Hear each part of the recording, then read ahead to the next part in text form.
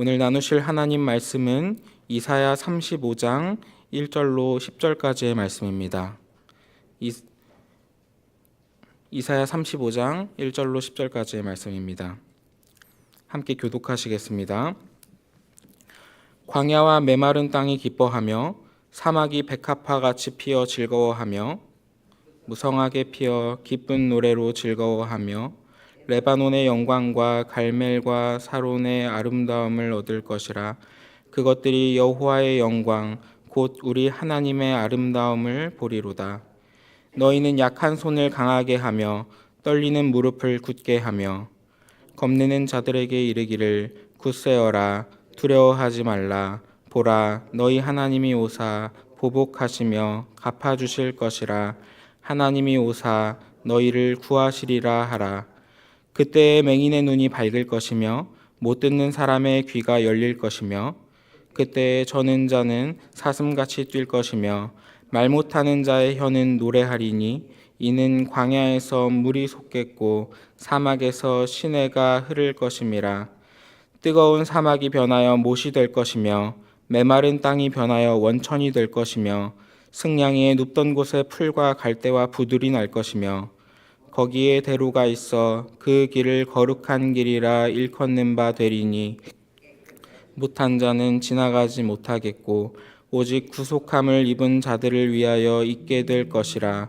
우매한 행위는 그 길로 다니지 못할 것이며 거기에는 사자가 없고 사나운 짐승이 그리로 올라가지 아니하므로 그것을 만나지 못하겠고 오직 구속함을 받은 자만 그리로 행할 것이며 여호와의 속량함을 받은 자들이 돌아오되 노래하며 시온에 이르러 그들의 머리 위에 영영한 희락을 띠고 기쁨과 즐거움을 얻으리니 슬픔과 탄식이 사라지리로다.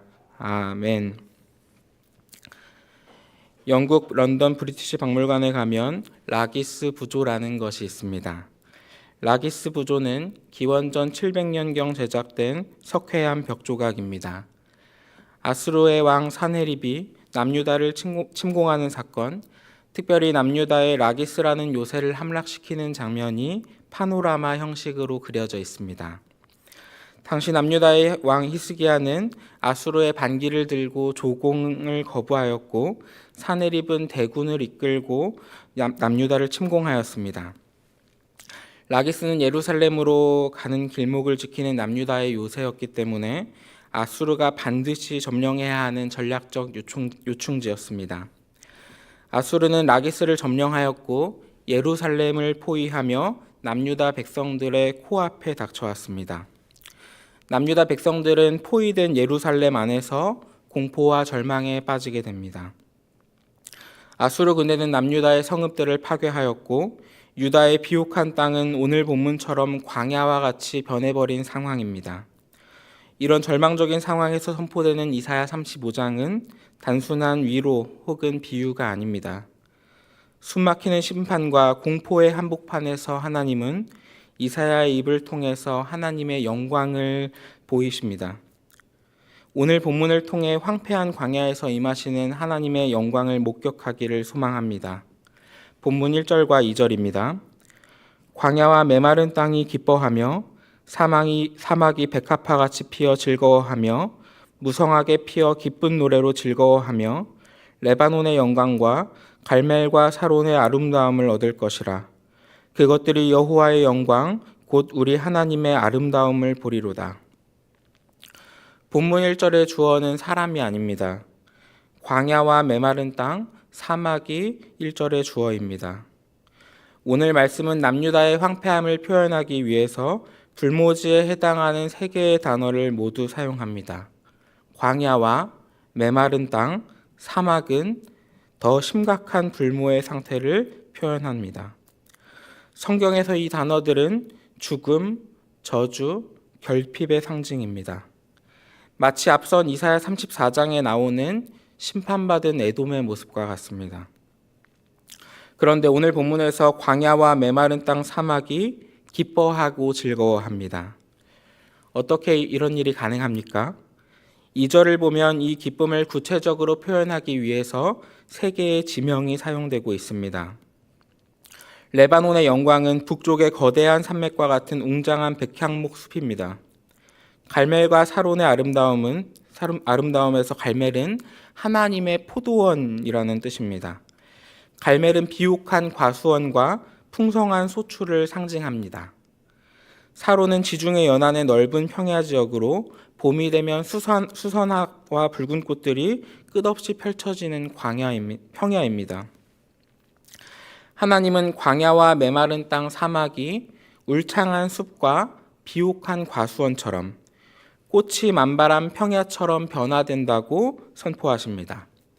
하나님은 남유다 백성들의 눈앞에 있는 비참하고 저주받은 땅이 조금 살만하게 만들어 주겠다고 하시는 것이 아닙니다.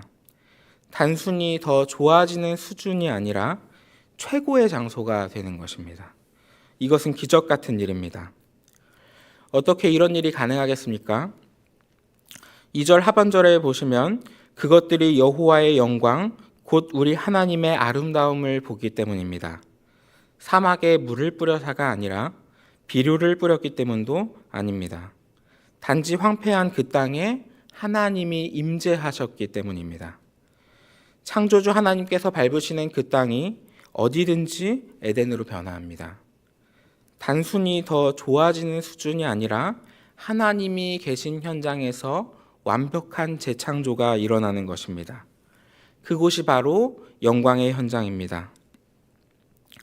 어쩌면 저와 교우님들이 고개를 들어 우리 사회를 바라볼 때에 우리 사회가 광야와 메마른 땅, 사막으로만 보일 수도 있습니다. 우리가 살아내야 할 환경들이 실패와 결핍으로 메말라버린 터전으로 여겨질 수 있습니다. 이 사회가 우리에게 안정된 노후 생활과 행복한 결혼 환경과 자녀의 양육 환경을 제공하지 못한다고 생각할 수 있습니다. 그런데 오늘 본문은 그럴 때 저와 교우님들이 붙잡고 바라봐야 할 초점을 잡아줍니다. 하나님의 영광을 보게 합니다. 하나님의 영광이 이 땅에 임할 때 하나님은 우리 삶의 터전에 아름다움을 일으키십니다. 그리고 오늘 본문 3절부터 하나님께서는 그 땅을 넘어서 무너진 사람들을 회복해야 합니다. 본문 3절과 4절입니다.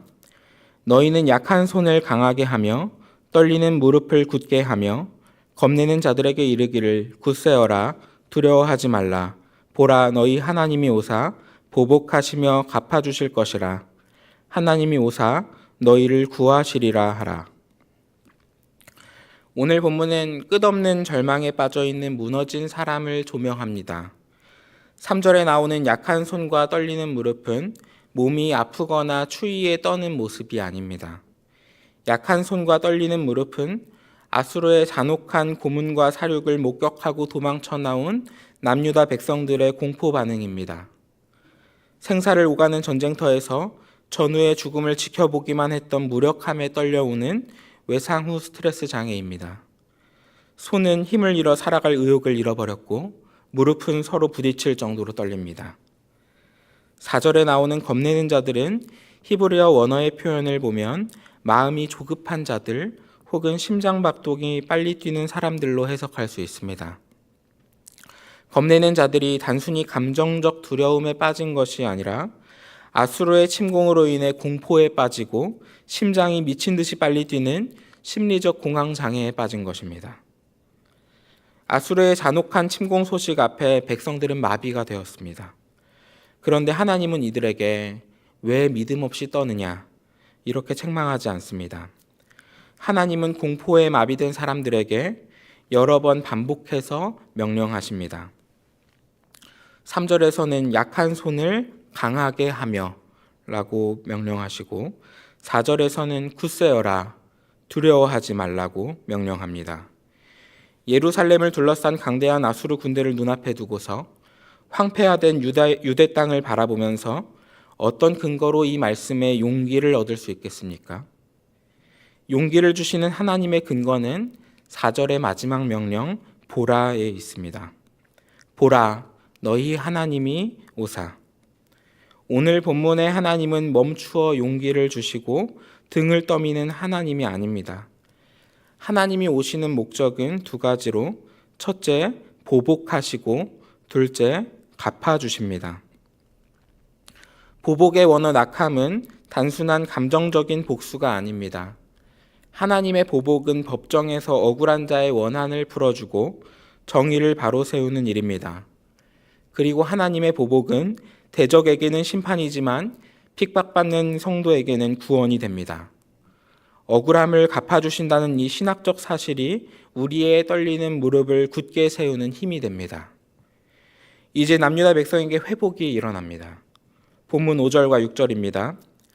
그때에 맹인의 눈이 밝을 것이며 못 듣는 사람의 귀가 열릴 것이며 그때에 저는 자는 사슴같이 뛸 것이며 말 못하는 자의 혀는 노래하리니 이는 광야에서 물이 솟겠고 사막에서 시내가 흐를 것임이라. 5절과 6절에 반복적으로 선포되는 그때는 하나님이 개입하시는 결정적 순간입니다. 5절과 6절에 맹인과 못 듣는 사람, 저는 자와 말 못하는 자에게 하나님이 개입하실 때 회복이 일어납니다. 앞서 말씀드린 라기스 부조에는 아수르 군인들이 남유다 포로들의 눈을 뽑는 장면이 있습니다. 본문에서 맹인은 날 때부터 앞을 보지 못하는 사람뿐만 아니라 아수르 군대에게 패배하여 절망에 빠진 사람들입니다. 뿐만 아니라 남유다 마지막 왕 시드기야는 바벨론에 의해 두 눈이 뽑힙니다. 남유다의 멸망의 과정 속에 백성들이 하나님께 절규하지만 하나님은 침묵하시고 백성들은 그 음성을 듣지 못합니다. 바벨론 포로로 끌려가는 사람들은 쇠사슬에 묶여 저는 자가 됩니다. 나라를 잃는 슬픔이 있지만 더 큰 공포 앞에서 그 입을 닫습니다. 그런데 하나님이 개입하시는 그때가 되면 회복이 일어납니다. 백성들이 하나님의 영광을 보고 하나님의 말씀이 힘있게 선포됩니다. 묶였던 쇠사슬이 끊어지고 자유롭게 자리를 박차고 뛰쳐나갑니다. 감사의 찬송과 백성들의 환호가 터져나오고 하나님을 향한 찬양이 시작됩니다. 이제 하나님은 회복된 백성들이 하나님께 안전하게 돌아갈 수 있는 길을 여십니다. 본문 7절로 9절까지의 말씀입니다. 뜨거운 사막이 변하여 못이 될 것이며 메마른 땅이 변하여 원천이 될 것이며 승량이 눕던 곳에 풀과 갈대와 부들이 날 것이며 거기에 대로가 있어 그 길을 거룩하니라 일컫는 바 되리니 깨끗하지 못한 자는 지나가지 못하겠고 오직 구속함을 입은 자들을 위하여 있게 될 것이라. 우매한 행위는 그 길로 다니지 못할 것이며 거기에는 사자가 없고 사나운 짐승이 그리로 올라가지 아니하므로 그것을 만나지 못하겠고 오직 구속함을 받은 자만 그리로 행할 것이며. 7절의 뜨거운 사막의 원어적 표현 샤라브는 뜨거운 열기 혹은 신기루로 해석할 수 있습니다. 그래서 오늘 본문을 건조한 사막이 촉촉한 못이 된다는 물리적 변화를 의미하는 것뿐만 아니라 아지랑이처럼 피어오르는 가짜 못, 신기루가 진짜 못이 되어 바뀌는 것으로도 볼 수 있습니다. 그리고 이 진짜 못에서 물이 없으면 절대 자랄 수 없는 갈대와 부들이 자라납니다. 그리고 8절을 보시면 그곳에 하이웨이, 고속도로가 뚫립니다. 대로의 원어적 정의는 흙과 돌을 쌓아 올려 주변 지형보다 높게 만드는 왕의 행차도로입니다. 그리고 이 길의 이름은 거룩한 길입니다. 거룩한 길에 깨끗하지 못한 자는 지나다니지 못하고 우매한 행위는 다닐 수 없습니다. 이 길은 세상을 의지하던 자기의 신을 벗고 오직 하나님 앞에서 겸손하게 나아가는 거룩한 백성에게 열리는 길입니다. 거룩한 도로는 완전한 안전지대입니다. 여행자들에게 사자와 맹수는 죽음의 공포입니다. 그러나 하나님이 만드신 길 위에 사자는 없습니다. 사나운 짐승도 없습니다. 여행자가 길을 몰라 헤맬 때 저 멀리 오아시스를 기대하고 죽을 힘을 다해 달려가지만 가짜 신기루에 물을 찾을 수 없을지도 모릅니다. 우리들이 불안한 세상을 살아내며 성공이란 목표를 향해 달려가지만 막상 가보면 채워지지 않는 공허함만 남기도 합니다. 안정적인 인생과 행복을 향하는 일이 마치 신기루를 쫓고 길을 잃어버린 여행자의 모습처럼 느껴질 수도 있습니다.